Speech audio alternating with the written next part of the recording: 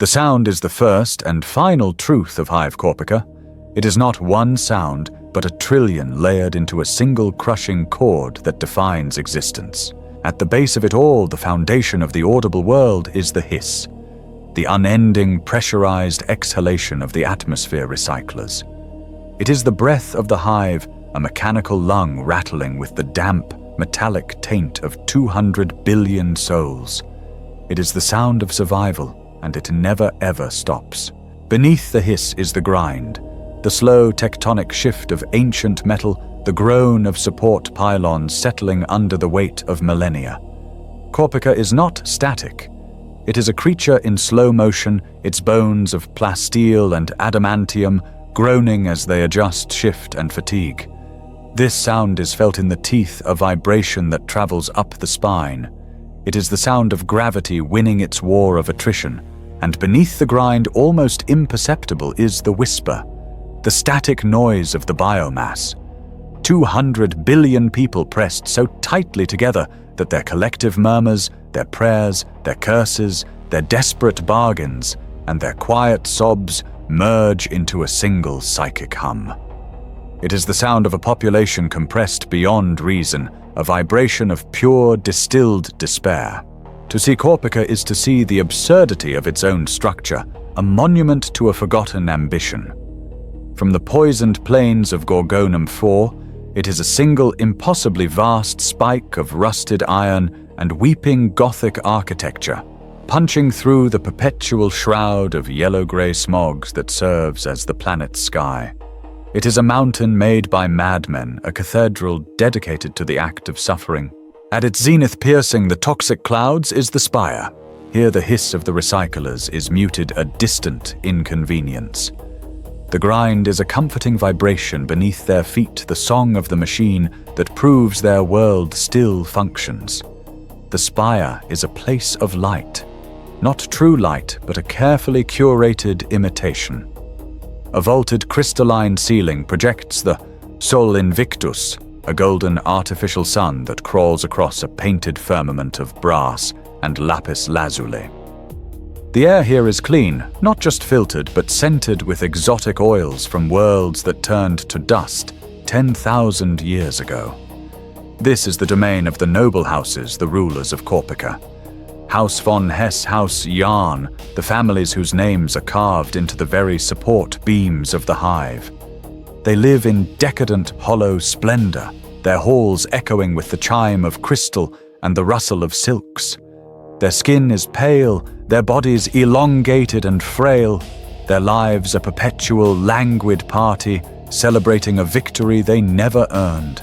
They look down upon the clouds that cover the rest of their world and see nothing but a reflection of their own untouchable glory.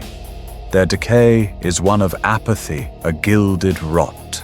Below the adamantium blast plates that separate privilege from necessity lies the midhive, the guts, the Tharn Rot. Here there is no sky, false or otherwise. There is only the level above and the level below.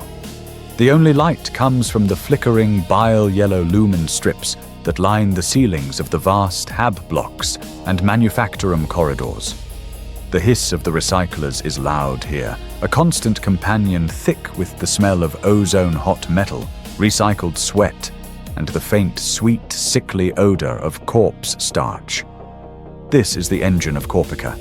Humanity is a fluid here, a slurry of bodies that floods the transitways, pours into the factorums for 18-hour shifts, and drains back into coffin-sized habs for 6 hours of rationed sleep. This is the world of the worker, the gilder, the local enforcer, the clerk. Life is measured in bells, in shift changes, in depleted ration cards. Order is maintained not by law, but by bulkheads. Thick plasteel doors that can seal a sector in seconds, locking in the riot, the plague, or the fire. The greatest fear in the midhive is the klaxon that precedes that seal. Everything is the color of rust grease and stained gray concrete. And beneath the guts in the hive's dark foundations is the sump, the Jai Vuk. If the midhive is hell, the sump is the abyss that stares back. Here the hiss of the recyclers is a wet, choking gasp. The grind of the hive is a constant, deafening roar. Gravity itself feels heavier, weighed down by the incomprehensible mass of the city above. The air does not just smell, it drips.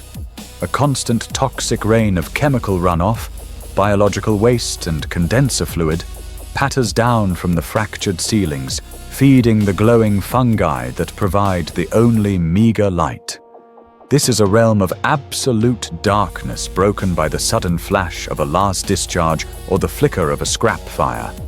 Here live the gangers, the mutants, the outcasts, the cannibals, and the forgotten. They are not citizens. They are the effluent. Law is the effective range of a stub gun. Life is the value of a single clean filter mask. Society here is tribal savage, built around the only resources that matter: heat, clean water, and ammunition. This is Hive Corpica. Not a city, but an ecosystem of predation balanced on the knife edge of its own consumption.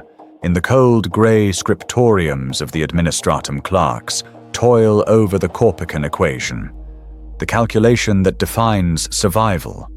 X liters of recycled water per billion, Y calories of fungal paste and corpse starch, Z cubic meters of filtered, oxygenated air. It is a calculation of profound, terrifying fragility. The equation must balance. Every cycle, every hour, the noble in the spire breathes air enriched with oxygen stolen from the lungs of 1,000 mid-hive workers. The worker eats nutrient paste synthesized from the reclaimed dead of the underhive. The ganger in the sump drinks water that has passed through 1 billion kidneys before him. This vertical empire is held together by faith fear and a logistics chain that is screaming under the strain. The core truth of a hive world is not its strength, but its weakness. A hive world is not conquered. It is not felled by orbital bombardment or Xenos invasion. It dies from within. It eats itself. It suffocates on its own breath. It drowns in its own filth. The equation is slipping. The magos of the Adeptus Mechanicus, sealed in their cog temples, know it. The sacred filters are clogging with an unidentifiable biomass. The primary plasma reactors flicker their machine spirits weary after 10 millennia of service. The administratum clerks, their faces pale in the glow of their data slates, compensate. They round down. They decrease the oxygen percentage in Sector 4044. They cut the water ration in Sector 61. They increase the reclaimed ratio in the nutrient vats. They are shaving milliseconds off the detonator. The hiss of the ventilators is becoming a choke. The grind of the metal is becoming a death rattle. The whispers are becoming a scream. Hive Corpica is a bomb counting down the seconds to zero, and 200 billion souls are strapped to its casing. The air in Hab Block 38 Delta was thick enough to chew. It was yellow-gray, lit by failing lumen strips that buzzed with a sound like dying insects. The hiss of the ventilators was louder here, strained. Arbitrator Kalen stood impassive, his black carapace armor a void in the oppressive twilight. His visor was a mirrored black lens reflecting the scene before him, a riot. But riot was a term of order, and this was chaos. It had started at a nutrient dispenser, a malfunction, a delay. In the spire, a delayed meal was an inconvenience. In the mid-hive, it was a death sentence. The crowd was a mass of grey, ragged bodies, shift workers, their faces gaunt, their eyes wide with a desperate, animalistic hunger. They were hammering the dispenser with fists then, with scavenged pipes. Disperse, Kalen's voice boomed metallic and devoid of humanity, amplified by his helmet's vox. By the Lex Imperialis you will disperse. The crowd turned. Their anger, born of starvation, momentarily outweighed their fear. A man, his face a mask of sweat and grime, hefted a heavy, rusted wrench. "We work, we starve you. You feed us lies." He threw the wrench. It clanged harmlessly off Kalen's shoulder plate. That was the signal. Varus flank left, rear right. "Subdue," Kalen commanded. His squad moved. They were not people. They were instruments of the law. They moved with a brutal, practiced efficiency. The crack hiss of energized shock mauls cut through the din. It was not a battle. It was a harvest. Kalen advanced into the center of the chaos, his own maul an extension of his will. He did not hate them. He did not pity them. They were equations that had become unbalanced. He was the correction. He saw the man with the wrench now fumbling for a new weapon. Kaelin's strike was precise. A single heavy blow to the solar plexus. The man folded the air exploding from his lungs in a silent scream. He did not get up. The crowd broke. The surge of anger vanished, replaced by the instinct to flee. They scrambled back into the narrow corridors, trampling their own in their haste. 90 seconds, from invocation to silence. Kaelin stood over the moaning, twitching bodies. Containment, he voxed. Sector 38 Delta secure, requesting sanitation. The precinct fortress of the Adeptus Arbites was a block of black iron hammered into the heart of the mid-hive.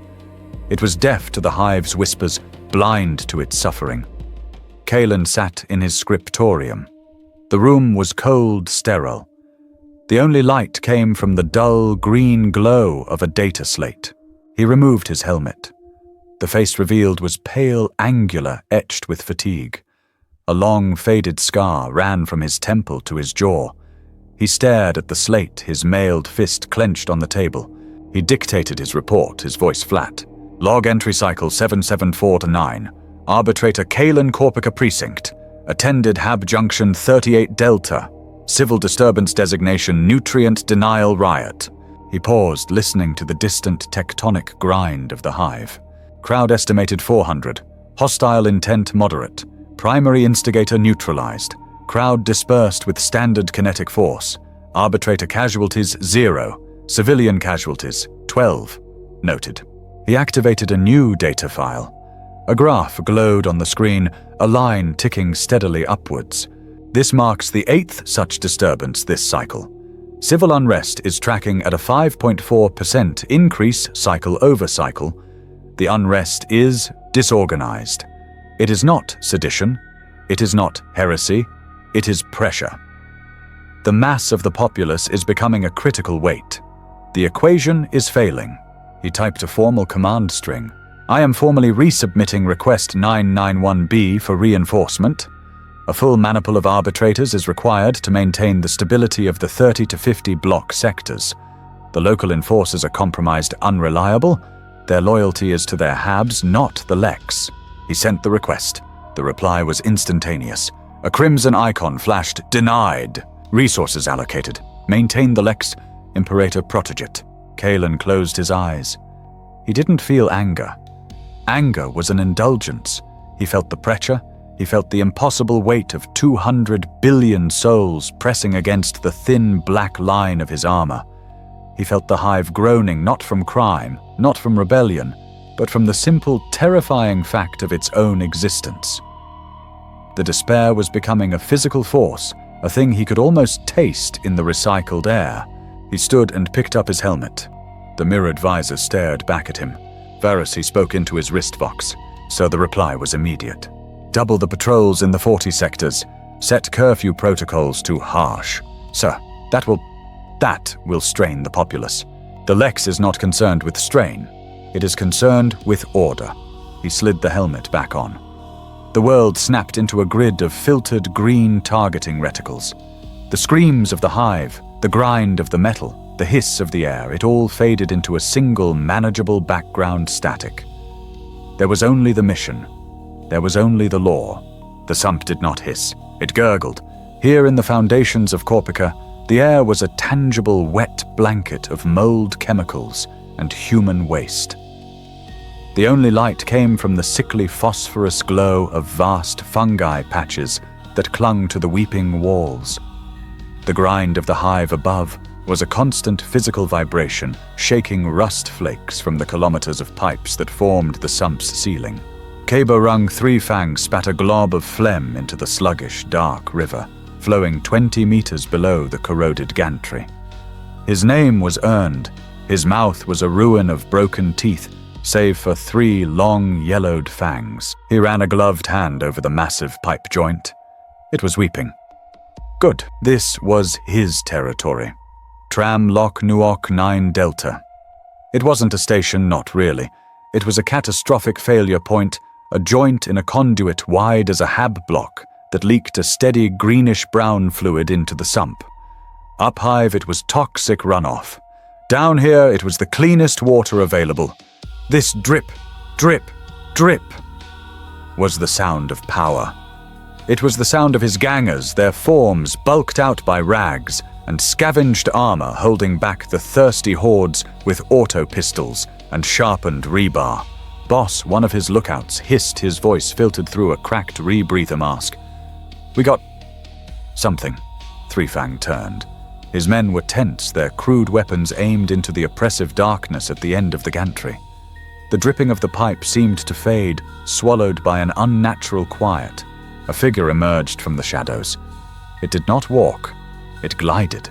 It was tall, wrapped in layers of stained gray robes that hid any recognizable shape. It wore no mask, yet seemed untroubled by the toxic air. "This is my water shadow stalker," Three Fang growled, leveling his heavy stub gun. The click of the hammer was loud in the sudden silence. "Give me one reason not to feed you to the Sumpeels." The figure stopped just outside the range of the fungal light. "I am Patriarch Vord." The voice that replied was a shock. It was not the gravelly rasp of the sump. It was smooth, clear, and resonant, layered with a dozen sibilant undertones. "I do not come to take your territory, K-Barung. I come to expand it. I've heard talk before. Thrones credits useless paper." "Thrones are the currency of the dead," Vord replied, stepping into the pale green light. His face was hidden in the cowl's deep shadow, but Three Fang could see the glint of two eyes. Or perhaps more than two. "I do not offer you trinkets. I offer you belief. I offer you weapons. Belief is for sky watchers and corpse worshippers." Three Fang spat. "I believe in this." He patted the drum magazine of his gun, a crude tool for a crude age. Vord gestured, and a smaller, equally robed acolyte slid from the darkness, placing a long, heavy case at Three Fang's feet. "This is the currency of the next age." Three Fang kicked the case open. His breath caught. It was not a stubber. It was not a jury-rigged shotgun. It was a Cantrell pattern laser gun, its black casing pristine, stamped with the winged skull of the Astra Militarum. It was clean, oiled. Its power cell was fully charged, glowing a faint deadly green. "Where?" Three Fang whispered, his reverence absolute. "The armories of the militia above are already our hunting grounds. Their storehouses are our larders. Our gods provide." "Gods?" Three Fang looked up, suspicion warring with greed. "The gods above are dead," Three Fang Vord said, his voice dropping to a hypnotic whisper. "They are the dusty corpse on a golden chair. Our gods are coming. They are the star gods, the great devourers, and they are hungry.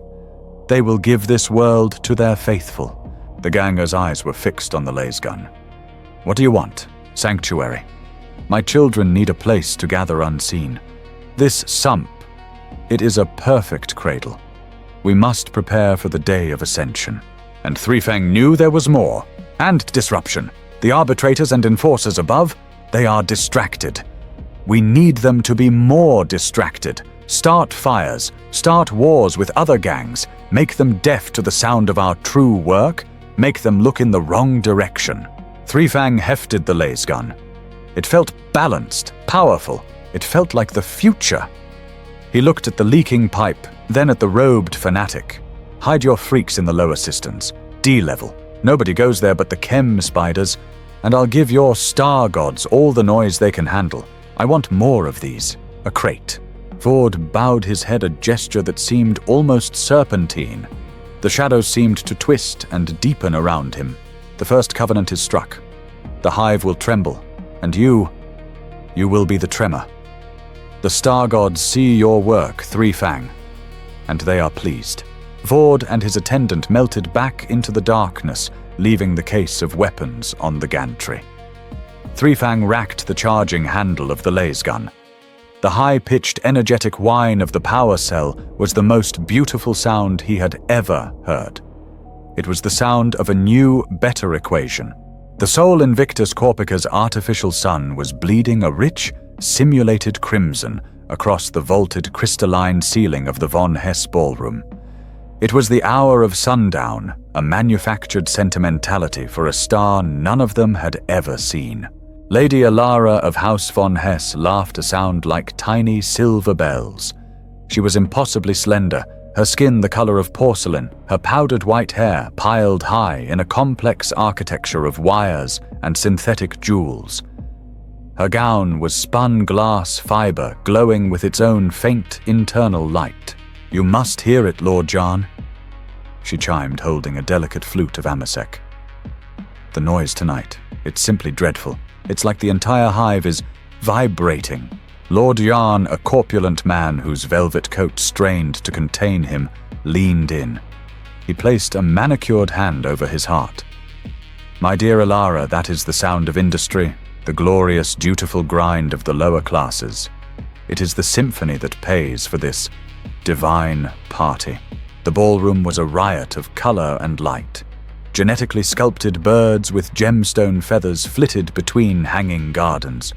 Servitors, their human faces surgically replaced with impassive silver masks, glided silently, offering trays of exotic foods, jellied xenofish synth caviar, and fruits from agri-worlds half the galaxy away. The air was perfumed thick and warm. "It sounds angry," another noblewoman, Lady Sibel, murmured, fanning herself. "My astroseer said the auguries were clouded." Alara laughed again, louder this time. "Your seer is probably just breathing the same air as the workers, my dear. Filter failure, no doubt. The true sound, the only sound that matters is this." She tapped her crystal flute against Jan's. The clear clink was sharp, brittle. To us, to the spire, to the peak of all things. As the party guests echoed her toast, the floor beneath them gave a distinct, low thump. It was a vibration heavy enough to rattle the glasses on the servitor trays. "Oh, marvelous," Jan sighed, annoyed. "The proles are rioting over their nutrient paste again, I suppose. It's so repetitive. Let the Arbites handle it." Alara said, turning away, her attention already lost to a new piece of music. "That's what they're for, to keep the machinery quiet." A door opened at the far end of the grand hall. A man stood there, conspicuous in his functional grey uniform. He was an attaché from the planetary governor's court, his face pale and sweating, despite the ballroom's perfect climate. He approached Alara, bowing stiffly. "My Lady von Hesse, apologies for the intrusion. A priority message from the governor militant." Alara did not turn to face him. She admired the fall of light through a ruby sculpture. "Must it be now, Atticus, you're ruining the ambiance? My lady, the reports from the mid-hive." He pressed his voice low and urgent. "The administratum is reporting critical resource shortfalls. Sector 40 is seeing air quality drops of 12%. The water ration, it's unstable. The governor fears mass unrest."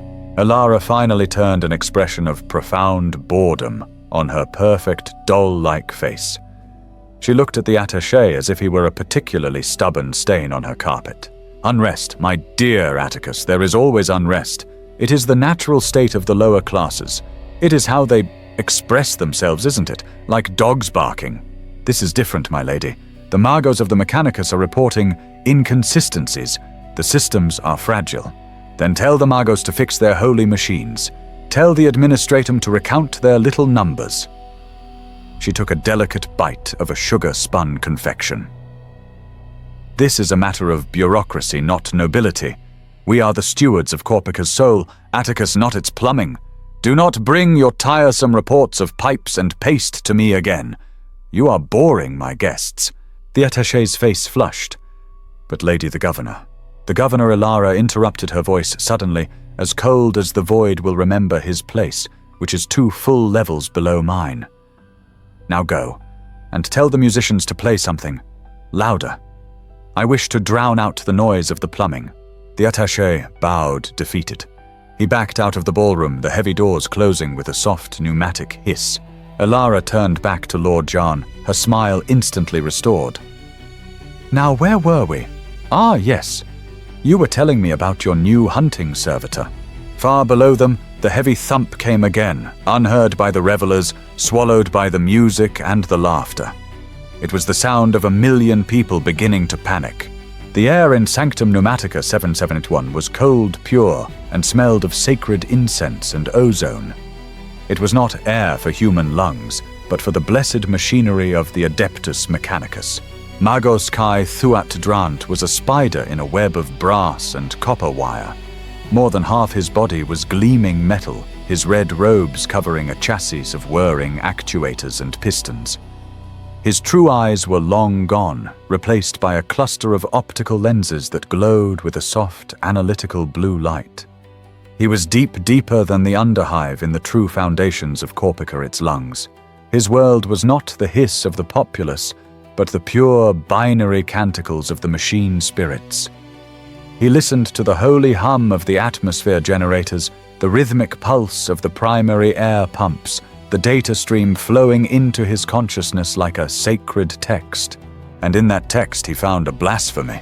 A single line of data incorrect, a flux in the oxygen particulate ratio for mid-hive sectors 40 through 44. It was a deviation of 0.02%, a statistical impossibility, a rounding error that should not exist. Anomaly. He intoned his voice a synthesized rasp. His mechadendrite's metallic tentacles erupting from his back, disconnected from the central console. He did not trust organics for this. He would see with his own blessed optics. He glided through the service tunnels, his metallic legs carrying him silently over the grated floor. The tunnels opened into a vast chamber, a cathedral of filtration that dwarfed the von Hess ballroom. This was the primary filter conclave. Dozens of house-sized filtration units covered in prayer seals and purity warnings thrummed with ancient power. Drant glided towards the units designated 40 Alpha. The sacred hum was wrong. It was sluggish. He approached the main catalyst housing a sealed plasteel vault where the blessed biochemical agents performed the holy miracle of transmutation, turning Corpica's poison breath back into life. The seals were broken. Heavy plasteel bolts had been cut not with a last torch, but dissolved with a potent unknown acid. The housing door was ajar, Heresy Drant whispered. The word was cold, precise, and absolute judgment. He peered inside. The vault should have been filled with the complex iridescent lattices of the sacred catalysts, alloys blessed on Mars itself, pulsating with a faint light. The chamber was empty, scraped clean. The irreplaceable agents, the very soul of the sector's air, had been ripped out, stolen. This was not a malfunction. This was not decay. This was a deliberate, calculated, blasphemous act. Why the motive was irrelevant. The fact of it was the only truth. He saw residue on the floor, a faint oily smear that his optical sensors could not identify. It was alien. Xenos, his logic engine spun with cold fury. He turned his movements swift and glided back to his monitoring sanctum. He could not replace the catalysts. The rite of consecration alone took a standard Terran year. Sector 4044, with its 10 million souls, was now breathing unfiltered, unprocessed sump air. They were breathing the poison of their own ancestors. He slammed his metallic fist into the console. The interface screeched. Recalibrate, reroute, invoke the litany of emergency bypass. His mechadendrites flew across the keys and levers a blur of metallic motion. He was trying to force the Hive to inhale differently. He attempted to pull clean air from Sector 39. A proximity sensor shrieked. A pipe junction, ancient and brittle, fractured under the unaccustomed pressure. Alarms blared, red runes flashing across his vision.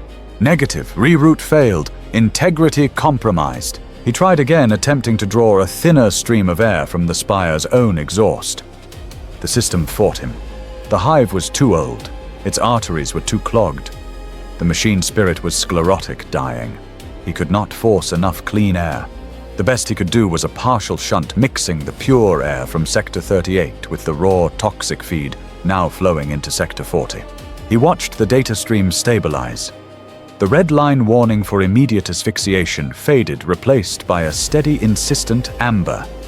The air in Sectors 40-44 was no longer instantly fatal. It was now merely poisonous. a slow-acting toxin that would build in the blood, clog the lungs, and bring on a slow, choking death over hours, not minutes. He had not stopped the disaster. He had only delayed its terminology. Margot's Drant, guardian of the sacred breath, sent his report to the governor, the Arbites, and his Mechanicus superiors. The message was 3 lines of cold, hard data.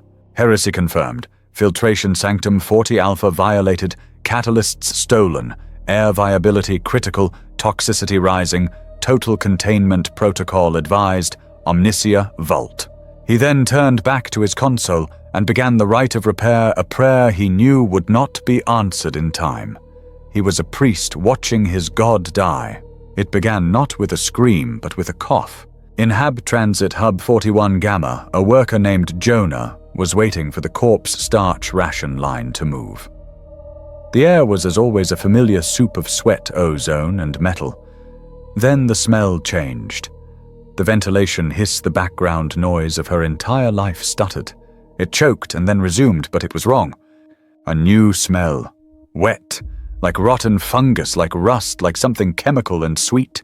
The man in front of her, his back covered in vat scum stains, gave a short, barking cough. Then another. He turned his eyes wide with confusion. Can't. Breathe! Jonah felt it too. Her lungs, accustomed to filtering particulates and toxins, suddenly felt sticky. The air was heavy. It didn't just fill her lungs, it coated them. A woman across the hub dropped her ration pack. She clawed at her throat, a high, thin wheezing sound escaping. Then the first man collapsed. He didn't fall. He folded as if his bones had turned to water. A thin, greenish-black froth trickled from his lips. That is when the screaming began. It was a chain reaction. Across all of Sector 41, across 10 million souls, the air they had trusted, the air provided by the Holy Omnissiah, had become their executioner. People fell in their hab pods at their workstations in the corridors. The central klaxon, silent for a generation, roared to life. Its blaring metallic shriek was punctuated by a synthesized monotone voice that echoed from every Vox grill. Warning, atmosphere integrity failure, Sector 41. All bulkheads engaging containment protocol. Warning. The message was not a rescue, it was a death sentence. The word containment lit a fire of pure animal terror. The coughs and the choking were replaced by a single unified sound, the stampede. Jonah was swept up in it. The entire population of the transit hub, thousands of people surged as one. They were no longer workers or citizens. They were a single organism, a tidal wave of flesh, moving with one purpose: escape. They ran for the massive bulkhead that separated them from Sector 39.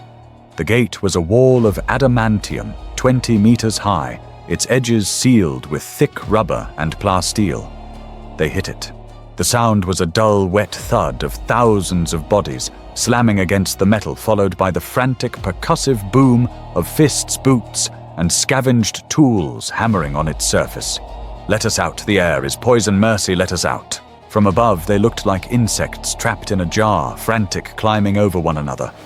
The weak were trampled, their choking cries lost as they were pressed into the floor, their bodies forming a new, soft ground for the strong. The panic was absolute, a force of nature more powerful than any law. Arbitrator Kalen stood on the Sector 39 side of the bulkhead. The air here was safe. Stale, but safe. Through the reinforced viewport, he could see the mass of faces distorted by terror, their mouths open in silent screams.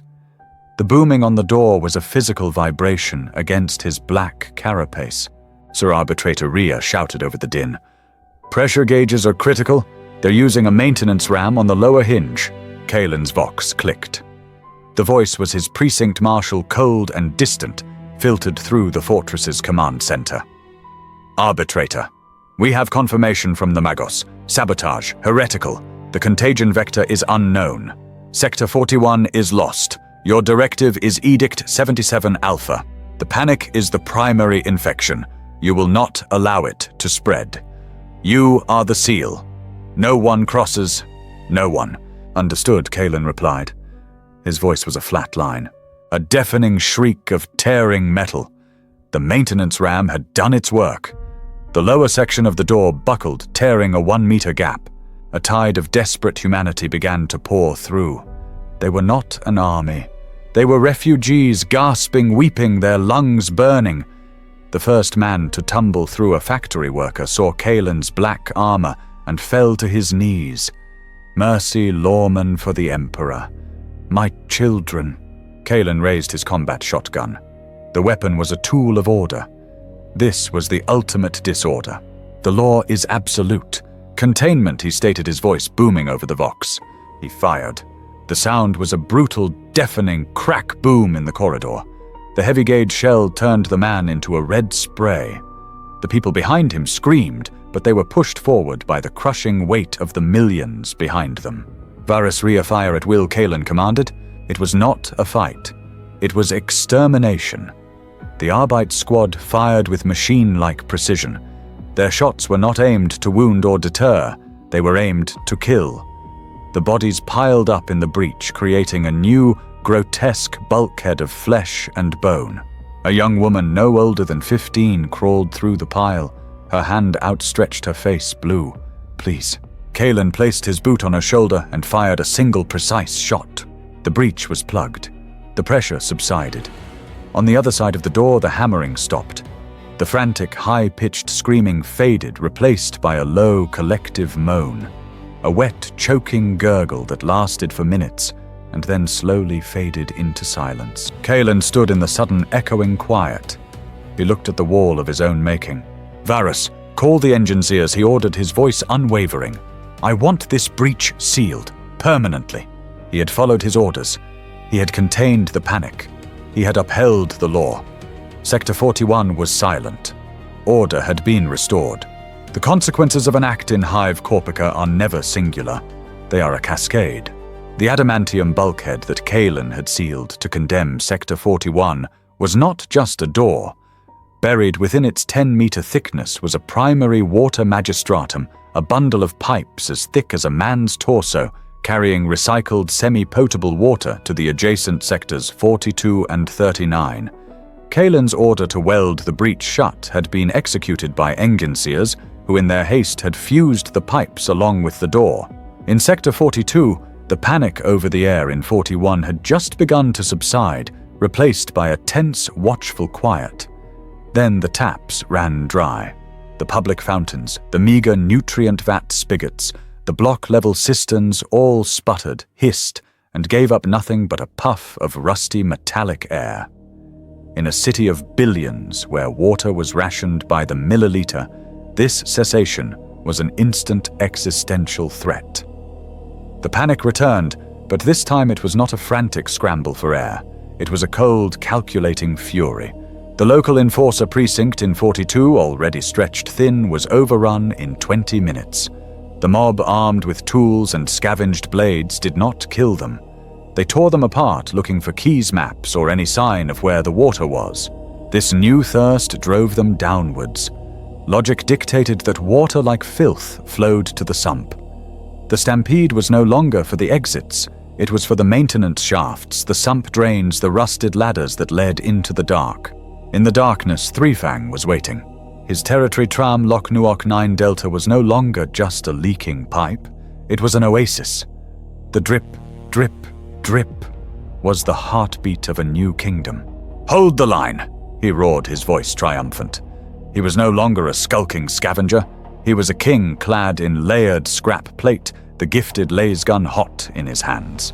His gangers, emboldened by their new weapons, formed a crude firing line along the gantry. The first wave of desperate mid-hive citizens clambered down the shafts, their faces wild with thirst. Water, give us water. Water is a gift from the star gods. Threefang screamed back, his voice echoing in the vast cistern. And the gods demand a toll. He fired. The snap-crackle of the lasgun was a terrifying alien sound in the sump. It was not the boom of a stubber. It was a precise, hot red line that pierced the darkness and drilled a glowing hole straight through a man's chest. The man didn't just fall, he erupted in steam. The thirsty mob paused, terror warring with their physical agony. You want the water! Threefang bellowed, laughing. "You will earn it. Your weapons, your women, your children for the mines. Bring me tribute, and my gods will let you drink." He had become a warlord. The cult's investment had paid its first bloody dividend. He now controlled the lifeblood of 5 sectors. Kaelin's squad was running. Their black armor was streaked with soot and the dried fluids of the Bulkhead massacre. They had not slept. Their helmet vox units were a cacophony of overlapping screams and contradictory orders. Directive resecure Sector 42 water supply. The Marshal's voice crackled, already distant, irrelevant. Reports indicate Sumpganger activity at Junction 9 Delta. Purge the mutants, restore the flow. They descended into the darkness, their bootsteps echoing. The air grew thick, wet, and hostile. They were no longer in their familiar corridors of concrete and steel. This was a wilderness of rust and shadow. Contact Arbitrator Varus shouted his targeter, painting a cluster of heat signs on the gantry above. The world exploded in red light. A volley of lasfire stitched across their position, superheating the metal wall they used for cover. The energy of the shots was terrifying, pinning them, gouging molten craters in the plasteel. "They have military-grade weapons," Rhea yelled, firing her shotgun in a high-suppressing arc. The pellets sparked uselessly against the distant barricade. Where in the Emperor's name did they get laser guns? Kaelin peered from cover. His analytical mind was processing the new, impossible equation. He had 4 arbitrators. They were facing at least 30 gangers dug in, holding the high ground, and armed with superior weapons. Varus flanking right. Draw their fire. I will advance on the center. A single precise shot from Threefang's own rifle struck Varus in the chest plate. The carapace armor designed to stop bullets and blades flared white-hot. Varus screamed a short, choked sound as the last bolt punched through the armor, boiling the flesh and organs beneath. He collapsed, his armor smoking. "Man down, Varus is hit," Rhea screamed. "Hold the line," Kaelin commanded, but his voice was drowned out by the renewed, triumphant volley from above. He saw the situation. It was not a riot. It was a fortified position. This was not a suppression. It was a suicide mission. His discipline warred with a new, cold reality. He could die here, upholding the law, and the water would remain in the hands of the heretic. Or he could retreat, preserving his force, and admit that the law no longer applied. "Rhea, secure Varus. We are pulling back. Retreat, retreat." It was the first time in his career he had ever given that order. They dragged Varus's smoking, lifeless body back into the service tunnels, the laughter of Threefang and the snap-crackle of lasfire chasing them into the dark. Kaelin sealed the hatch, the heavy thud echoing his failure. He looked at his 2 remaining terrified arbitrators. Their faith in their armor, their mission, and their commander was visibly broken. They were protecting a system that was already dead, and they were dying for it. Magos Drant's Sanctum the Cog Cathedral was no longer a place of holy logic. It was a nexus of sirens. Red runes flashed across his vision, screaming of catastrophic failure. The very floor vibrated not with the familiar rhythmic pulse of the Hive's machinery, but with the chaotic thump, thump, thump of distant explosions and the tearing of metal. He was no longer worried about the air. He was watching the heart, the primary plasma reactor. The miniature sun chained in the Hive's belly was dying. The constant violent power surges from failing substations, the uncontrolled demolitions from the cult's uprising, the sheer violent vibration of 1 billion people in panic. It was shaking the reactor's magnetic containment field apart. Instability at 78%. His logic engine recited the synthesized voice, calm. Containment breach predicted in 180 centicycles. Outcome, total Hive vaporization. Drant's metallic form was a blur of motion. He was chanting the litany of containment, his mechadendrites flying over a console of glowing runes, trying to manually redirect plasma flow to soothe the incandescent raging machine spirit trapped within. He was a priest trying to chain a star, and the chain was breaking link by link. "Hold, you sacred son of Mars." He intoned his voice a mechanical rasp. "By the will of the Omnissiah hold." The adamantium blast door to his sanctum screamed. not with an alarm, but with the sound of being torn from its hinges. It exploded inward in a shower of sparks and molten metal. The intruders were not ragged gangers or desperate citizens. They were soldiers. They wore the same purple-daubed PDF armor as Kaelin's attackers, but they moved with a horrifying, multi-limbed speed. They were led by a creature that was a walking blasphemy. It stood a head taller than a man, its bulbous alien skull exposed. It wore a general's carapace armor modified to fit its 4 arms. One arm held a crackling power sword, another a needle pistol. This was a cult primus, a Xenos general. Behind him swarmed a bodyguard of acolytes, their crude mining tools replaced with military-grade weapons and stranger, darker shapes. Pure-strain Genestealers, chitinous shadows that moved with a speed that defied physics. Drant's Skitarii guards, red-robed and silent, met them. The sanctum erupted. It was a war of 2 faiths. The precise snap of the Skitarii's radium carbines met the full auto roar of Stubbers. La Sphere crisscrossed the chamber, vaporizing priceless data reels. A Genestealer leaped its rending claws, tearing a Skitarii in half chrome, and gore spraying the console. The Primus ignored the battle. Its large black eyes were fixed on one thing, the reactor console. It advanced its bodyguard, forming a living shield. It did not want to destroy the reactor. It wanted to own it. The old god dies. The Primus hissed its voice, a telepathic violation in Drant's mind. The star gods will drink deep of this Hive's power. Drant watched his last Skitarii fall, its head severed by the Primus's power sword. The Xenos general was 10 meters away. The containment alarm reached a deafening solid tone. 95%. Breach was imminent. Drant looked at the console. He looked at the advancing Primus. His logic engine, cold and perfect, presented the final equation. He could fight and die, and the reactor would detonate, taking the entire Hive loyalist and heretic with it.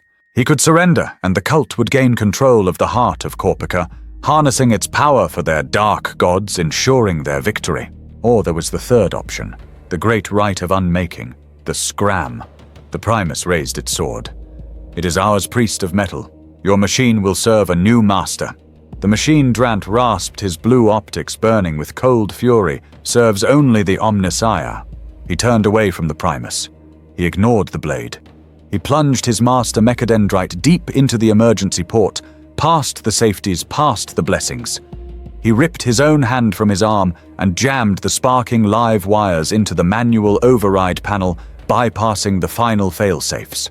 He was not triggering an explosion. He was triggering a stop. Invoke final protocol scram exterminatus, he commanded his own dying systems. Let the sacred heart rest. The Primus lunged its sword, swinging. But it was too late. There was no explosion. Instead, there was a sound like the universe inhaling. A deep, bone-jarring voom as every coolant reserve, every chemical extinguisher, every emergency void shield in the Hive simultaneously diverted to the reactor core.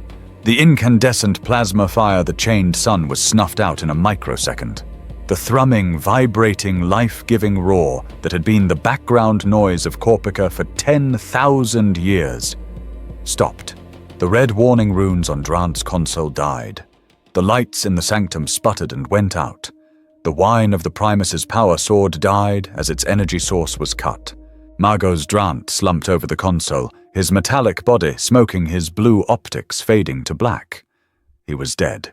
The Primus stood in the sudden, absolute, deafening silence.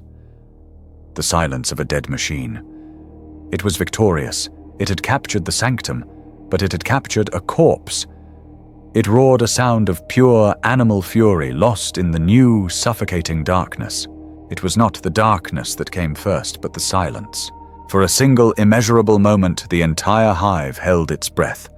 The tectonic grind of the pylons, the pressurized hiss of the recyclers, the holy thrumming resonance of the plasma reactor, the sound of life itself, it all ceased. Then the light died. In the spire, the Sol Invictus Korpica's golden artificial sun did not set. It was murdered. It vanished in an instant, plunging the grand ballrooms and gilded towers into an absolute, primeval blackness they had not known since the Age of Strife. The only illumination was the faint, cold starlight from the true sky filtering through the crystalline roof, a sky the nobles had never truly seen, a sky that now seemed to mock them with its distant, alien indifference. In the mid-hive, the bile yellow lumen strips in every corridor, hab block and manufactorum clicked off. Not all at once, but in a rolling territorial wave of blackness that chased the reactor's death spasm. The water pumps no longer fed by the reactor's holy energy gave a final gurgling cough and fell silent. The flow of recycled water to every tap, fountain, and cistern stopped. The primary air recyclers, the massive, sacred lungs of the hive, shuddered to a halt. The air, already toxic in many sectors, now became stagnant. It was a finite resource. Every breath taken by 200 billion people was one that would not be replaced. For the first time in 10,000 years, Hive Corpica was dark, silent, and suffocating. The silence lasted for exactly 4 seconds. It was broken by a single unified sound that rose from the sump to the spire. It was the sound of 200 billion people screaming at once. It was not a scream of rage or defiance. It was a scream of pure primal terror, the collective instinctive cry of a species that has just had its sun stolen. In the mid-hive, the darkness became a physical, predatory thing. People already trapped in corridors stampeded into nothing. They ran blind into walls, into each other, off of gantries, and down lift shafts that were now just dark, empty holes. Mothers lost their children in the immediate pressing black. Workers trapped in the deep manufactorums were crushed by heavy machinery that had seized in place. The panic was no longer a riot. It was a species-level extinction event. The hive was no longer a city. It was a sealed tomb, and the oxygen was already measurably running out. They were choking. Billions choking in the dark. The weak, the old, and the sick were the first to go, their dying gasps swallowed by the universal shriek of the living. But not everyone was screaming. In the sump, the darkness was incomplete. The sickly green and blue glow of the phosphorescent fungi still provided a dim, watery, familiar light. Three Fang stood on his gantry at 9 Delta. He licked his cracked lips. The sudden total silence from above was the loudest signal he had ever heard. "They're blind!" He rasped, his voice filled with a greedy, joyous awe. "The Sky Dwellers! They're blind!" One of his gangers, a neophyte trooper given to him by Vord, tapped the side of his helmet. A single red lens autosight flared to life, painting the gantry in a bloody digital light. "The Star Gods have given us the dark boss," the cultist hissed. Three Fang looked at the crates of equipment Vord had supplied. Not just laser guns, auto gauges, stolen night vision goggles, infrared sights, tools for a war the mid-hive couldn't even see. "Get the packs," Three Fang commanded, his 3 teeth glinting in the fungal light. His eyes were turned upwards towards the sealed maintenance hatches leading to the mid-hive. The gods have taken their light. Everything they have is now ours. He was no longer a warlord guarding a pipe. He was a hunter. And the hunt had begun. The sump dwellers, the dregs, the mutated, the adapted, and the monstrous began to move upwards. Their eyes, long accustomed to the abyss, were already adjusted. Their weapons were ready. They were climbing out of the pit into a new black world that they already owned. In the Von Hess ballroom, the sudden absolute death of the Soul Invictus was met with a chorus of shrieks. The darkness was not a void. It was a physical weight. These were people who had never known an unlit room, never known a moment of true, unadulterated silence. The light's Lord John's voice was a high-pitched, terrified bellow. "Servants, light the candles. Why are the servants not?" The Volt's Alara's voice cut through the panic sharp and cold. The ancestor Volts, to the west wing now. The gilded, delicate mob of nobility turned into a stampede. They tore at each other's silks, their finery ripping as they clawed their way through the dark, guided only by Alara's commands. They were not running from an enemy. They were running from an inconvenience so profound it had become a terror. Elara was the first to the hidden door concealed behind a priceless tapestry. She slammed her palm onto the gene scanner. For a heart-stopping second, nothing. Then a grinding of ancient gears, and a heavy adamantium-plated door slid open, revealing a chamber bathed in the dim, reassuring red of emergency lighting. They fell inside a dozen of them, the fastest, the most ruthless. Elara, Lord John, Lady Sibyle. Elara hit the closure rune. The 4-meter-thick door sealed with a pneumatic hiss and a final definitive thud. They were safe. The vault was a luxury suite designed by Elara's ancestors to wait out orbital bombardment. Velvet divans cases of priceless amasec, even high-grade nutrient paste in silver tubes. Emperor be praised. Jean panted, collapsing onto a lounge, his corpulent form trembling. He fumbled for a bottle. See the system. The system works. We are safe. We just wait. The Arbites they will fix the lights. They always do. Lady Sibyle was weeping quietly, her perfect makeup ruined. But the dark, it was so total. It's just the machinery, my dear John said, pouring a glass, the amasec splashing onto the floor. The proles probably broke something. Again. Be silent, Elara whispered. My dear Lady von Hesse, it is a shock, I agree, but we are secure. John slurred, raising his glass. The walls are 3 meters of solid plasteel. Nothing in this hive could get through. Be silent. Her voice was a blade, and in the silence Jan heard it. The weeping stopped. It was not a sound from the door. It was not the boom of an attack from outside. It was a faint, dry scritch-scratch. It was coming from the gilded brass grill on the far wall. The grill that cycled their private perfumed air. Rats! John whispered, his face pale in the red light. The sump, the filth is climbing. Scritch, scritch, thump, a heavy metallic sound, like a claw on the inside of the duct. No, Elara said, her voice hollow. She was staring at the grill, her mind finally connecting the dots. The bad air her guest had complained about. The servants who had vanished. The whispers. The vault is sealed against the outside. But this air, it comes from the inside. What are you? John began. The brass grill bolted to the wall, buckled. It was kicked outward, flying across the room with lethal force. From the black square hole, a creature unfolded itself.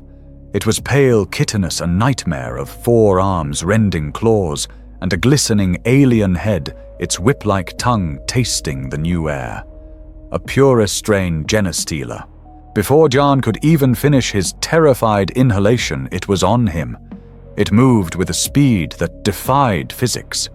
The sound of his velvet coat, his flesh and his bones tearing apart, was a wet, final, obscene noise in the sealed room. The crystal flute shattered. Lady Sibyle screamed a high, thin sound that was cut off as another smaller creature lunged from the same vent. An acolyte hybrid, its face a monstrous parody of a human, its eyes the dead black of the void. Then a service panel behind the amasec bar, a panel no one had ever known existed, burst open. 2 more hybrids scrambled out.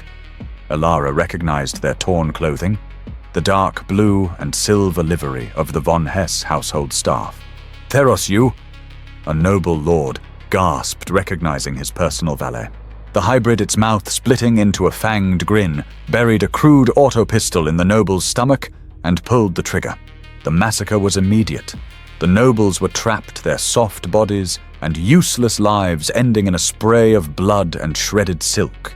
They didn't know how to fight, how to run, how to even think in this new reality. Elara did.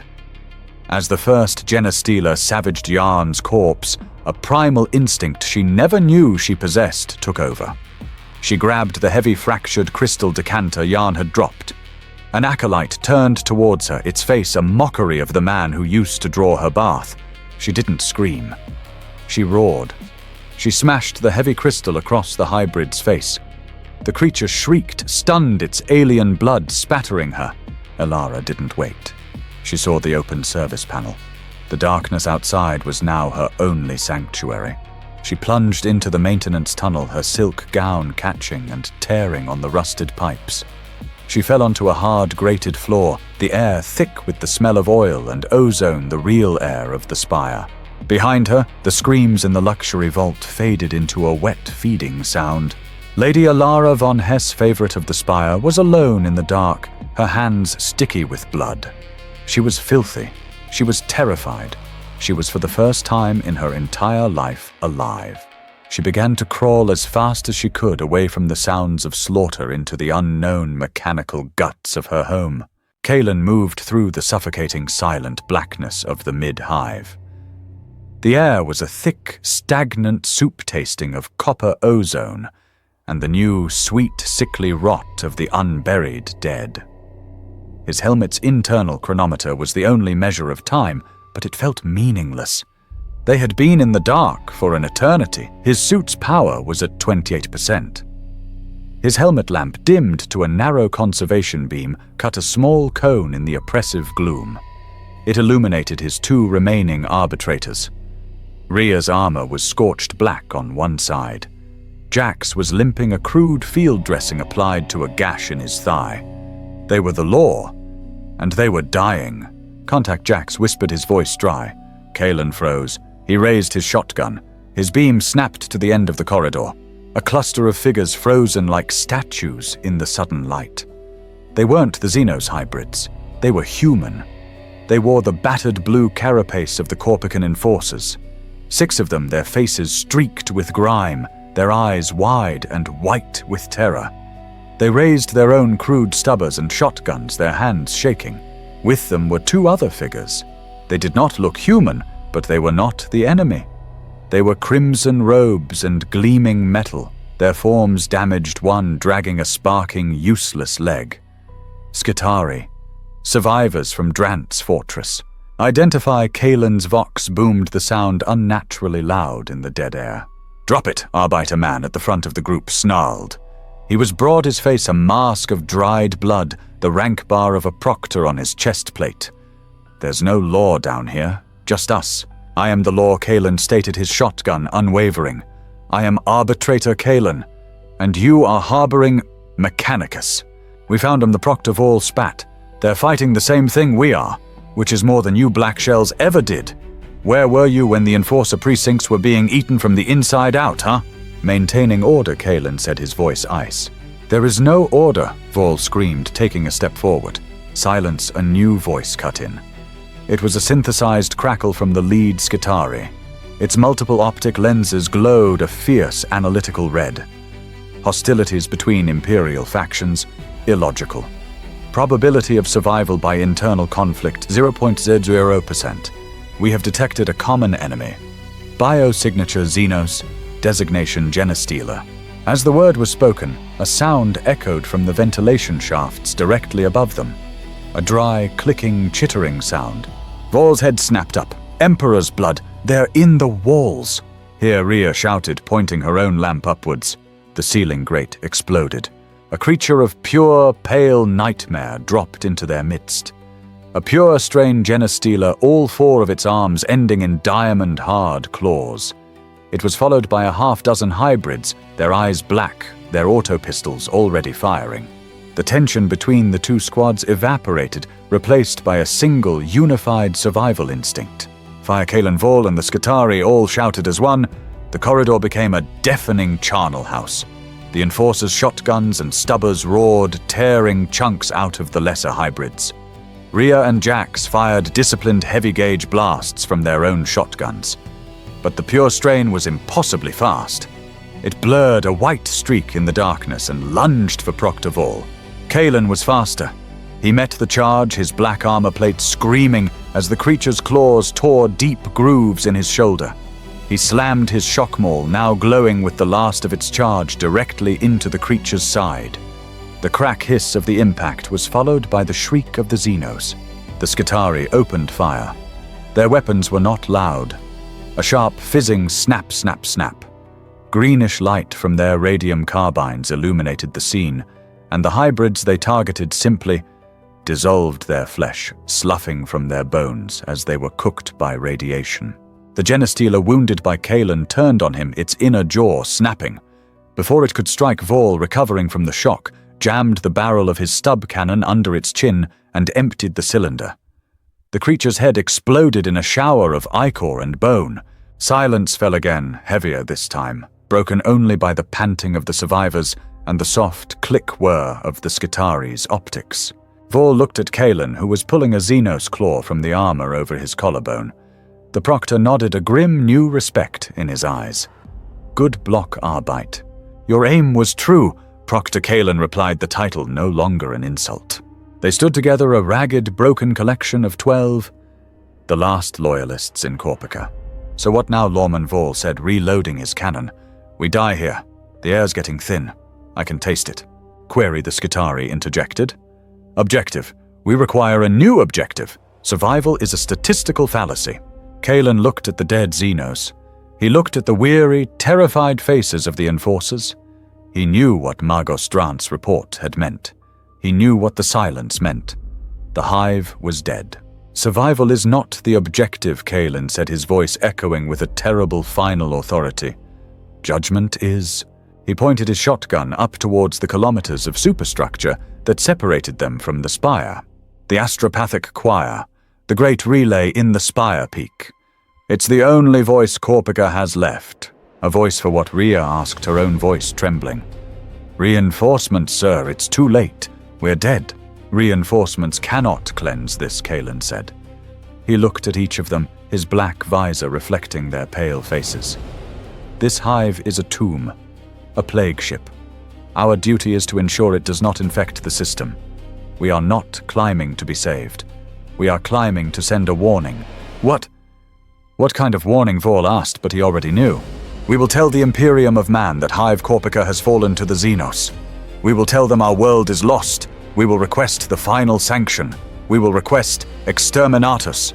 A cold, sick silence fell over the group. The Enforcers looked at each other in horror. The word itself was a curse, a concept so vast and terrible it was blasphemy to even think it. "My family," one of the Enforcers whispered, his face crumbling. "My kids, they're in Sector 32. Your family is dead."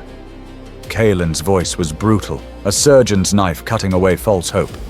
"They are food for the star gods. Our duty is not to our families. It is to the 200 trillion souls on the worlds nearby. We are the last wall. We will hold it. Logic." "Absolute," the Skitari rasped. "The Xenos bioform must be purged. The astropathic spire is the primary objective." Kalen racked his shotgun, the shuck-shuck, a sound of terrible finality. "I am not ordering you. The Lex Imperialis is a ghost, but our duty remains. We climb, we send the message, and we grant this Hive the Emperor's peace. Or we die here in the dark and let this plague spread. The choice is yours." Proctor Vol stared at Kalen for a long moment. He spat a bloody glob onto the floor. The Spire always did want to see how the other half lived. Or died. "We're in Arbite." He hefted his shotgun. "Let's go burn the world." The Mid-Hive was no longer a city. It was a hunting ground, a black, suffocating labyrinth where the only light came from the crackle of lasfire, the bloom of a frag grenade, or the flickering bonfires of the truly lost. The air was a razor thin and cold, burning the lungs with the taste of corpse smoke and void-born ozone. Kalen's small hybrid force arbitrators, enforcers, and Skitari was a single disciplined cell of order in an ocean of anarchy. They were climbing using maintenance ladders and shattered transit tubes, moving through the shell of a world that was actively devouring itself. They emerged into a vast, ruined manufactorum. The silence of the dead machines was a blasphemy.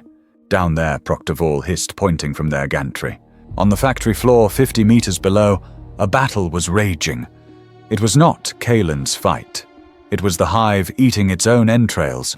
A disciplined fire line of purple-daubed cult neophytes, Heresy, was defending a primary blast door, their lasguns firing in controlled volleys. They were attempting to fortify their new won territory, to consolidate the gains of their dark gods. Their attackers were a shrieking, howling mob chaos, They wore scavenged armor, glowing night vision goggles, and scraps of fur. Three Fangs gangers. They didn't fight with tactics. They fought with feral, cackling joy. They weren't trying to capture the door. They were there for the loot, the guns, the meat. They charged, firing autoguns wildly, a wave of pure anarchy crashing against the cult's nascent evil order.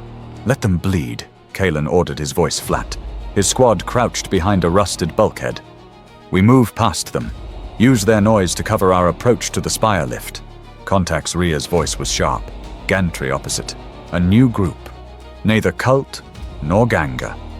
Their forms were pale, skeletal, lit by a single guttering torch. They were citizens, just citizens, but their eyes were wide, bloodshot, and utterly insane. The woman at their front was holding a heavy hydrospanner, her lips drawn back in a rictus grin. They were a tribe of the mad. "Meat?" The woman giggled, a sound that cut through the gunfire. "More meat?" The feral citizens charged Kalen's position. "Hold the line," Vol roared, his shotgun booming, cutting the first citizen in half. The firefight became absolute. Kalen's squad was now the third point in a triangle of death. The cult below, hearing the gunfire, began firing upwards at both Kalen and the gangers. Three Fangs hunters, laughing at the new sport, divided their fire. "We are pinned," the lead Skitari intoned, its radium carbine snapping, dropping a ganger from a high perch. Survival probability low. "Then we change the probability," Kalen said. He saw it, the cult's position. They were the most organized. They were the true enemy. "All units," Kalen voxed. "Focus fire on the cultists, proctor your frag bombs, now." Vol grinned. He and his enforcers primed and threw their heavy demolition charges. The explosives arced down, landing perfectly in the center of the neophyte line. The resulting explosion was catastrophic. It blew the blast door off its hinges and vaporized the cult's command squad. The shockwave nearly threw Kalen from the gantry. In the ringing silence, the gangers and the cannibals paused, momentarily stunned. Now Kalen roared, "Move!" They ran, plunging back into the service tunnels, leaving the three-way war behind them. They found a temporary sanctuary in a sealed cistern control room. The air was marginally better. Jax, the remaining arbitrator, was checking the door seals when he froze. "Sir, listen." Through the thick plasteel they heard it, a wet rhythmic chop, chop, chop, and a low humming song. Kalen peered through the reinforced viewport. The corridor outside was lit by a single flickering fire in a trash barrel. A group of survivors, perhaps 20, were huddled around it. They were not fighting. They were butchering. The chopping was a man, his face a blank mask, using a meat cleaver on a corpse, a body in the grey rags of a mid-hive worker. They were cutting the corpse into strips, placing the meat on a piece of heated scrap metal.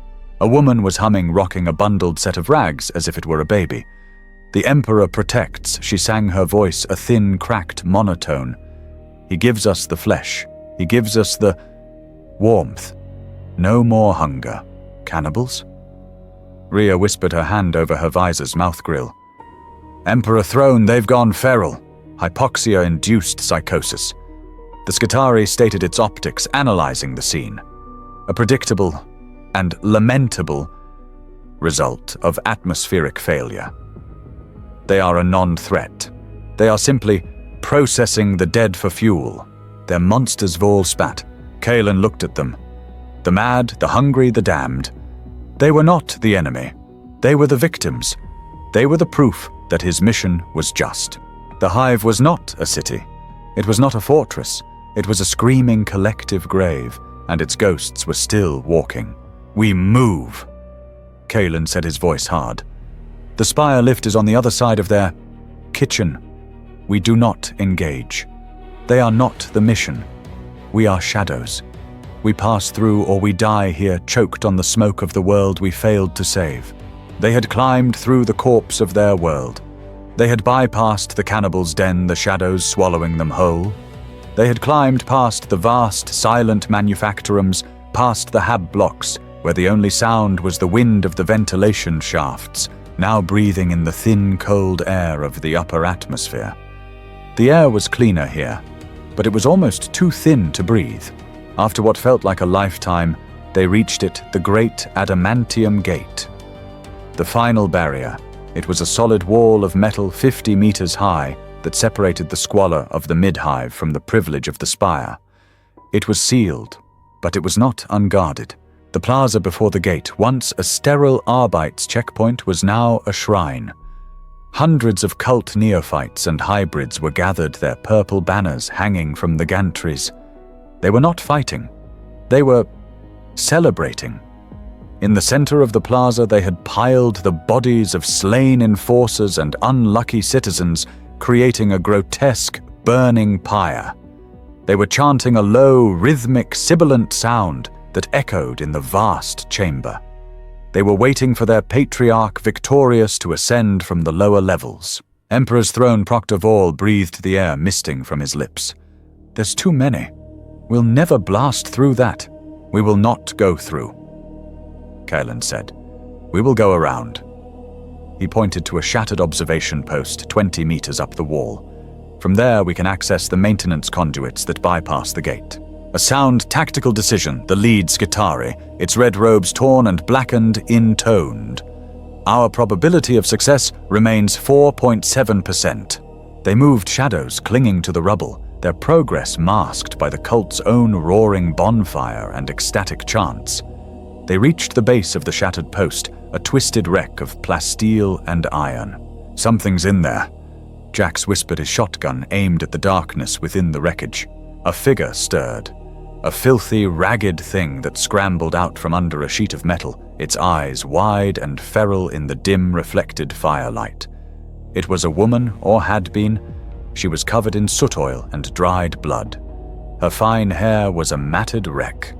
Her silk gown was in tatters, but her face held a furious, burning intelligence. She held a piece of sharpened rebar like a spear.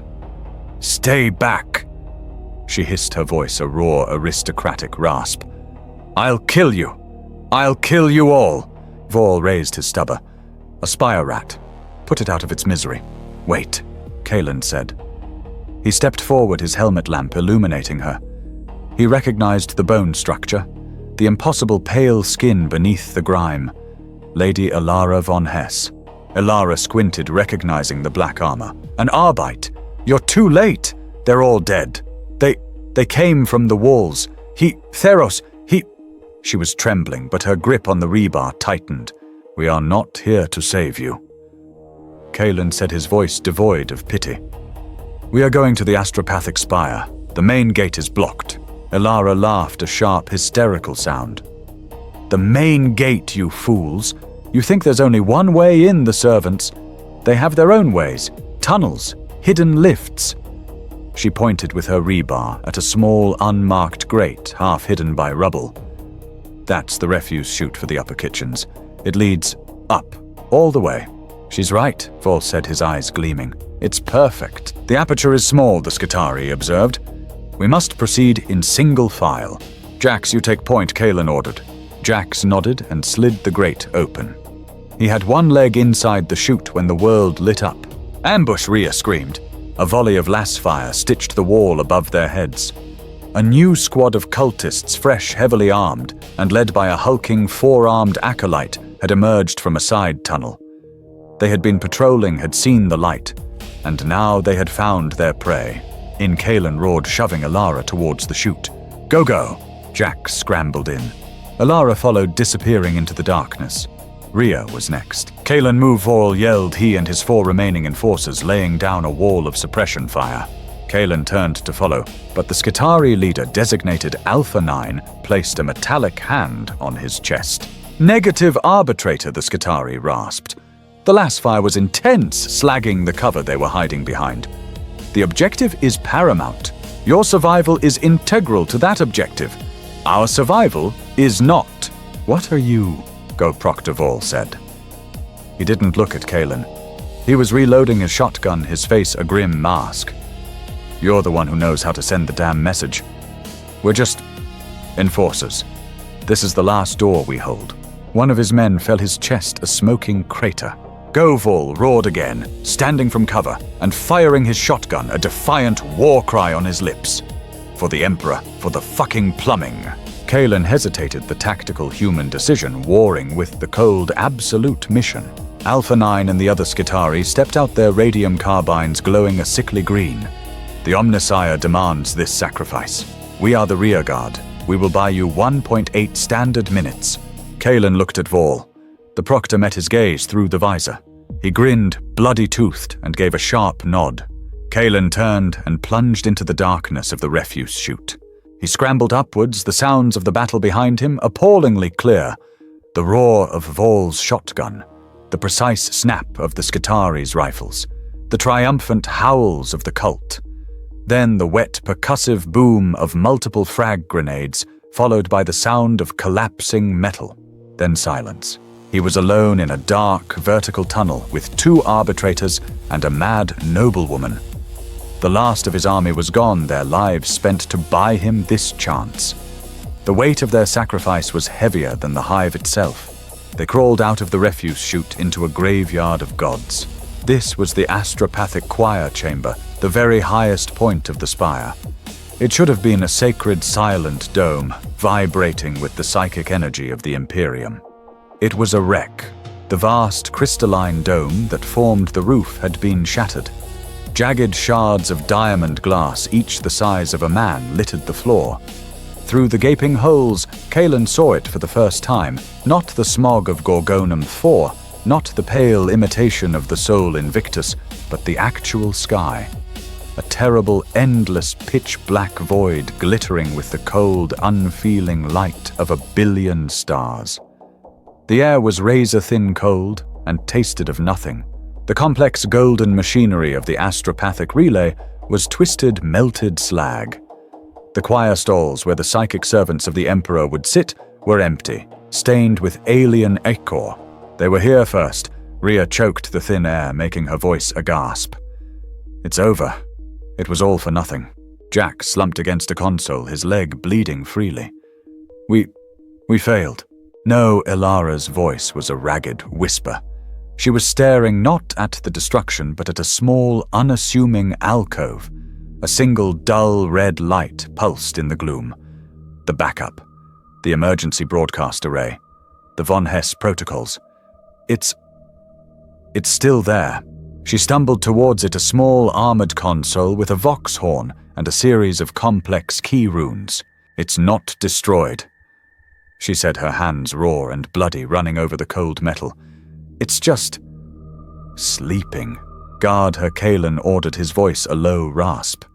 Rhea and Jax formed a triangle around her, their shotguns pointed out into the shadows of the ruined dome. Get it working. Now. I'll try, Ilara whispered, her fingers flying over the runes. She will not succeed. The voice did not come from a speaker. It echoed inside Kalen's mind, a smooth, sibilant, multi-layered sound that felt like oil sliding over his thoughts. Patriarch Ford emerged from the shadow of the primary ruined throne. He was not a hybrid. He was not a general. He was a god. A glistening pale purple creature that moved with a terrible serpentine grace. He was 4 meters tall, his massive ridged skull a crown of alien intelligence, his 4 arms tipped with claws that could shear plus steel. He was beautiful, and he was the most repulsive thing Kalen had ever seen. He was not alone. From the shadows, 4 more shapes detached themselves. Pure strain Genestealers, the apex of the brood, their white chitinous forms almost invisible in the starlight. They moved in a silent, perfect perimeter, cutting off every escape.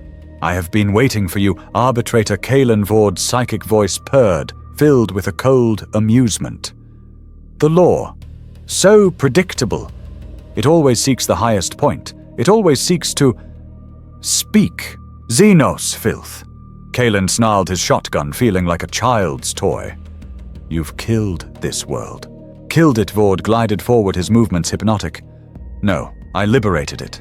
You see a hive like Korpica. It is a prison of rotting steel, a prison of dead faith. You were all so busy, surviving. You never looked up. He gestured with one massive claw to the shattered dome, to the stars. You were a single dry beacon of faith in a dark ocean. But I I have made you into a psychic scream. A feast. All this. The air you poisoned, the water you fought for, the reactor you silenced. It was all just to break the shell, to make the meat tender. The full, horrifying truth crashed down on Kalen. The air filters, the attack on the Magos, the darkness. All me, Vord hissed, pride rolling off him in waves, all to prepare the way, to make this world scream in terror and despair, a psychic beacon so loud, so pure, that my gods could not possibly miss it. This hive is not a tomb arbitrator. It is a banquet. And the guests, the great devourer, they are coming. Behind him, Alara gave a sudden sharp gasp. A new green light flickered to life on the console. It's powering. Vord's head snapped towards her. His amusement vanished, replaced by a cold, absolute fury. The banquet will not be interrupted. He lunged. Now, Kalen roared, for the law. It was not a battle. It was a sacrifice. Jack stepped forward, firing his shotgun at the closest genestealer. The pellets bounced off its thick carapace. The creature was on him, a blur of white claws. Jack's was ripped in half before his body hit the floor. He bought Alara 1 second. Rhea threw herself in front of Vord's path, her shock maul hissing, overloaded. Never, she screamed. A genestealer met her charge. She jammed the maul into its fanged mouth. There was a flash of blue-white light, a wet pop, and both she and the creature collapsed, a fused, smoking ruin of armor and chitin. She bought Alara 2 more seconds. Kalen was alone. He stood between the Patriarch and Alara. Vord stopped his massive alien head tilting. You are the last. Your order is dead. Your city is dead. Your god is dead. Kalen looked at Alara. Her face was a mask of sweat and terror, but her fingers were still flying. Almost. He looked back at Vord. He knew he couldn't kill it, but he could judge it. You are sentenced, Xenos, Kalen growled. His voice was his own, no vox thin in the air. He dropped his shotgun. Vord paused, confused by the gesture. With his freed hand, Kalen unclipped the final demo charge from his belt. His last melter charge. He didn't throw it. He activated the 30-second timer and charged. He dove under the Patriarch's guard, past the snapping claws, and tackled the creature around its thick serpentine waist. He slammed the magnetic charge flat against the Xenos' pale belly. Vord shrieked a psychic blast of pure agony and surprise, realizing too late what Kalen had done. He tried to tear Kalen off, but the arbitrator held on his arms, locked his armor, groaning as the creature's claws tore into his back. For Korpica, Kalen roared, his face pressed against the alien's flesh. For the Emperor. He didn't wait for the timer. He hit the manual detonator. There was no sound, only a silent, expanding sun of white-hot light. The melter charge detonated, its purpose to melt tank armor. At point-blank range, it vaporized Kalen's upper body and the entire center mass of the Patriarch in a single incandescent microsecond. The blast focused and immense blew upwards. The rest of the shattered crystal dome vaporized. The force of the explosion tore a hole in the roof of the hive itself. Alara was thrown back by the shockwave slamming against the console. She heard a sound she had never heard before, a high-pitched, deafening scream. It was the sound of the hive's thin, precious air, its last breath being vented violently into the hard vacuum of space. The chamber, now open to the void, was emptying. The sound of the hive's last breath being torn into the void was a silent, deafening shriek. Alara was thrown against the emergency console, the force of the explosive decompression shattering the bones in her arm. A cold so absolute it was a fire wrapped around her. The air in her lungs was ripped out, a final, agonizing gasp. Her blood, exposed to the hard vacuum, began to boil in her veins. The stars, no longer filtered, were a terrible, endless ocean of glittering, indifferent eyes. She was dying. Kalen was a memory of light. Rhea and Jax were frozen shapes in the expanding cloud of debris, all of them dead. For this. Her eyes, their blood vessels bursting, looked at the console. The green light on the broadcast array was still lit. The Vox horn lay beside her, its power rune still glowing. With a final convulsive spasm of will, a will born of 10,000 years of spire-bred arrogance and a single day of animalistic survival, she clawed her one good hand towards the horn. She grabbed it. Her vision was a tunneling red-black void. She pressed the transmit rune, a prayer to a dead galaxy. She tried to form the words of Kaelin's mission. Exterminatus, genestila, compromised. But her lungs were frozen. Her throat was a column of ice. She pushed all her terror, all her rage, all the agony of her murdered world into one final desperate shriek, both psychic and physical. Korpica, a gasp of frozen vapor. Xeno, kill us! Kill all! Her voice was a broken, static-laden whisper, a final dying ember hurled into the infinite. Her fingers spasmed, and she released the rune.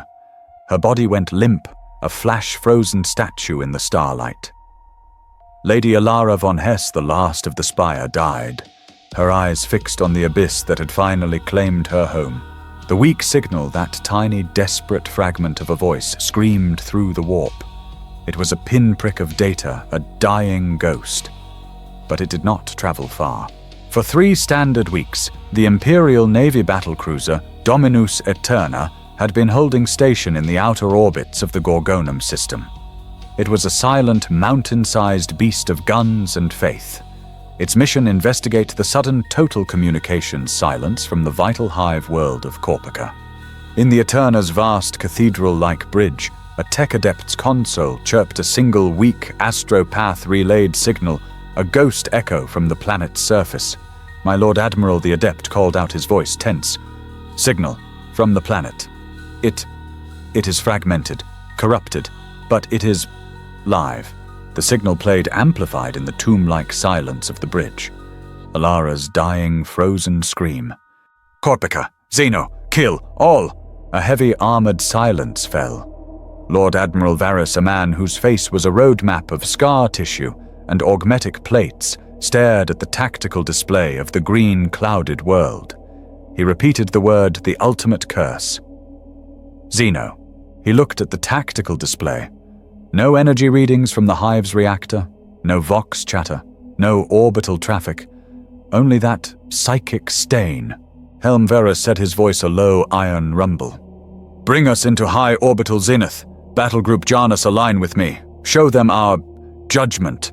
The Dominus Eterna and the 2 cruisers of its battle group fired their main plasma drives. They moved from the outer system, a trio of vengeful kilometers-long gods. A massive cross-shaped shadow fell across the planet's poisoned clouds. It was a new dawn, a dawn of red-hot thrusters and gunmetal grey. It was not the organic, seething mass of the Tyrannid fleet that Vord had prayed for. It was something infinitely more final. It was the Imperium's calculated righteous fury. The fleet achieved its terrible position. Varus looked down on the silent Hive, a single infected spike on a dying world. Lord Admiral, the ship's master of ordnance, said, his hand poised over his console. They are compromised. Shall we dispatch the Tempestus Scions, purge the spire, reclaim the governor's spire? No, Varus said. You cannot cure a plague by saving the patient. You burn the body. The planet is lost. The debt is owed. He turned to his Vox officer. Transmit, system-wide, uncoded, all-priority channel. The litany of sanctification. A new voice boomed across every frequency.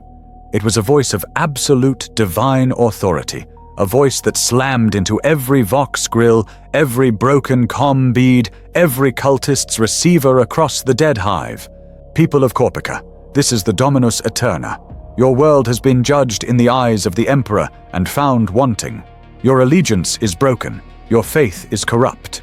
You are tainted by the alien. No troops will land, no aid will be given. By the will of the Holy Ordos and the Lex Imperialis, your sentence is death. Commencing purification protocol. May the Emperor have mercy on your souls, for we have none. In the sump in his fortress of rust and filth, Threefang was a king. The broadcast from the Dominus Eterna echoed from a looted Vox unit, but he and his gangers had laughed. It was just more sky talk, the last dying gasps of the world they had just inherited. He was sitting on his throne, a pile of scavenged silks from the spire, drinking captured Amasek. Then the gurgling of his pipe throne stopped. A vibration began. Not the old familiar grind of the hive. This was a new sound. A high-pitched planetary scream, as if the stone of the world itself was tearing. "What is—" one of his gangers began. A crack appeared in the ceiling. The ceiling of the sump, the floor of the mid-hive kilometers thick. It was not a small crack. It was a fissure, and a light was pouring from it. A light that was not yellow or green. It was a brilliant, pure, impossible white. The fissure widened.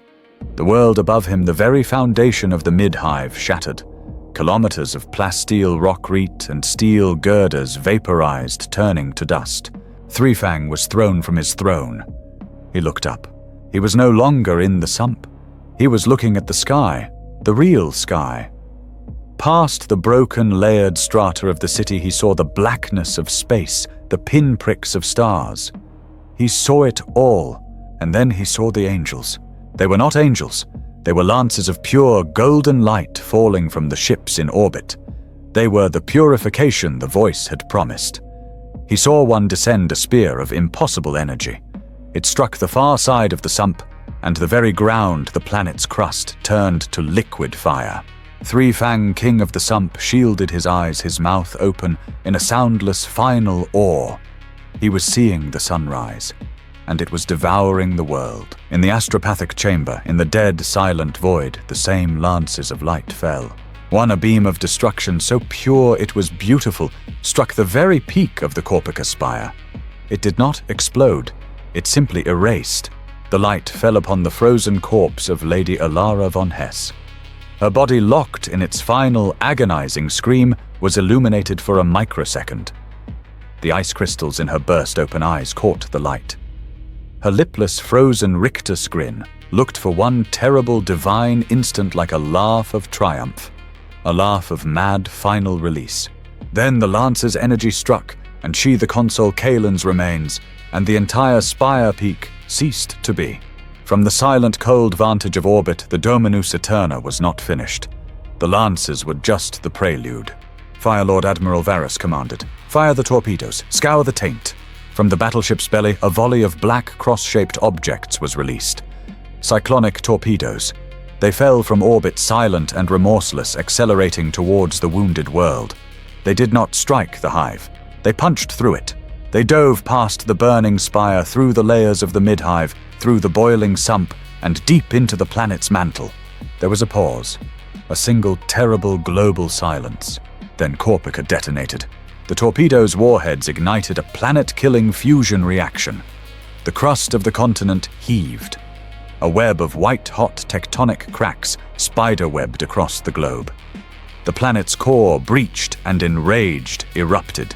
The hive, that single, impossibly vast spike of ambition and suffering, was lifted upwards. It did not crumble. It was unmade. It was sucked into a man-made sun, a column of plasma and fire that tore the atmosphere from the planet. The steel vaporized. The concrete vaporized. The 200 billion souls, the victorious cultists, the feral gangers, the loyal arbitrators, the innocent, the guilty, all were rendered into a cloud of expanding, superheated atoms.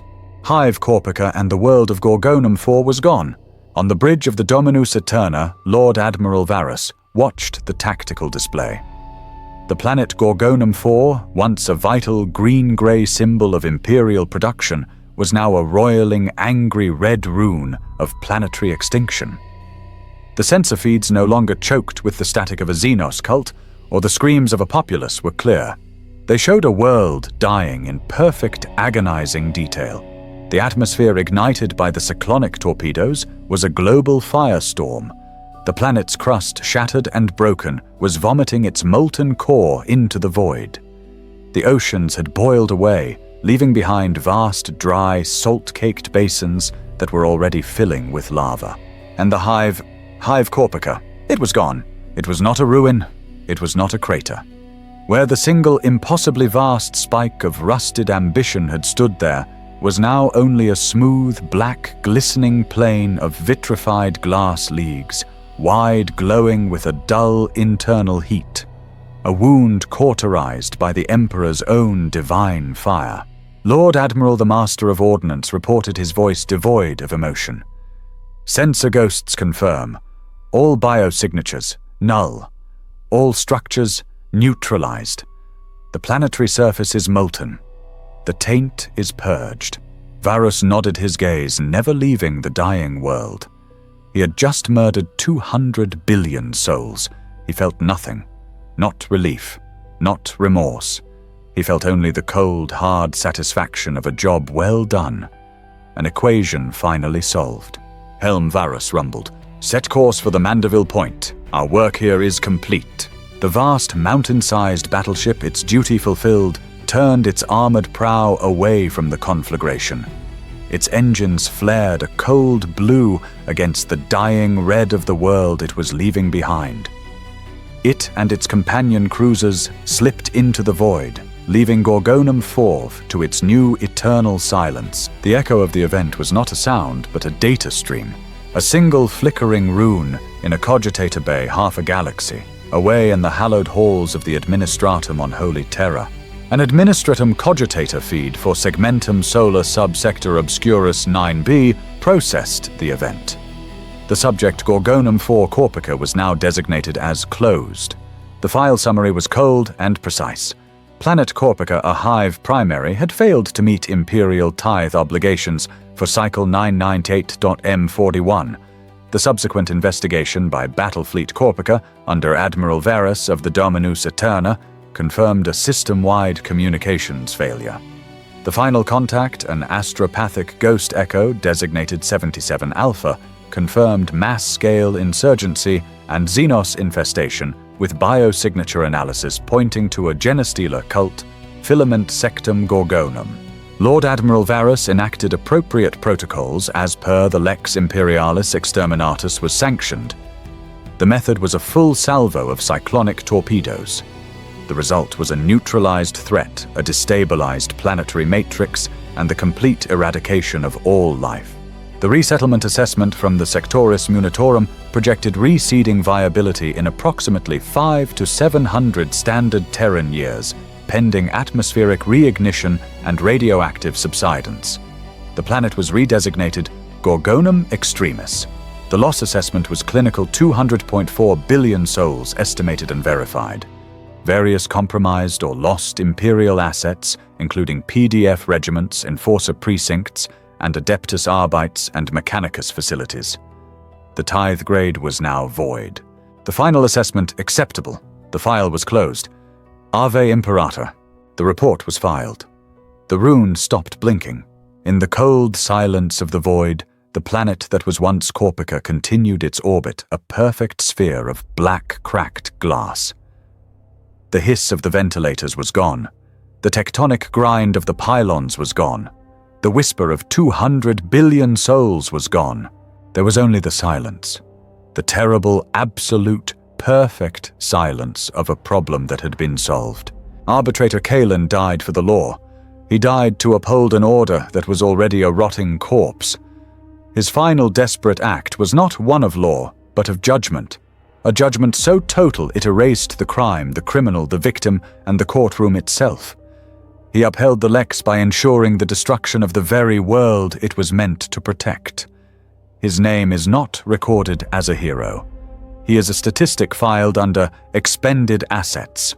Patriarch Ford died at the moment of his greatest triumph. He had prepared the feast. He had lit the beacon, a psychic scream of 200 billion souls calling to his star gods. But the Imperium, an older, more jealous, and far more brutal god, answered first. His liberation was a single brief moment of anarchy between one form of brutal control and a far more final one. He died never knowing if his masters even heard his call. Magos Drant died a martyr for the Omnissiah. He gave his life to protect the holy machine. His final act of piety, the Scram, was the very trigger that plunged the Hive into the final killing darkness and sealed its fate. He died for a machine that was already dead, his logic, loop of sacrifice meaningless, his sanctum and his bones rendered into the same atoms as the heretics he despised. Lady Alara von Hesse died the instant she truly learned to live. She who had lived her entire life in a bubble of scented air and false light was reborn in filth, darkness, and blood. She learned to fight, to fear, and to act. Her final desperate scream, the first and last authentic act of her life, was the signal that doomed her entire world. And Threefang, the king of the Sump, he died for ambitions so small the galaxy could not measure them. He murdered for water in a city of steel. He became a king of a trash pile only to see a true sun, the son of the Imperium's wrath, erase his kingdom, his subjects, and his insignificant life in a single cleansing flash. On the black, glassy surface of Gorgonum Extremis, there are no monuments. There are no graves. There is no memory. In the vast, grinding, inhuman bureaucracy of the Imperium of Man, the fall of Hive Corpica is not a tragedy. It is not a horror story. It is a file marked closed. It is a tithe that has been voided. It is an administrative problem that has been and forever will be solved. The silence of Corpica is the sound of administrative success.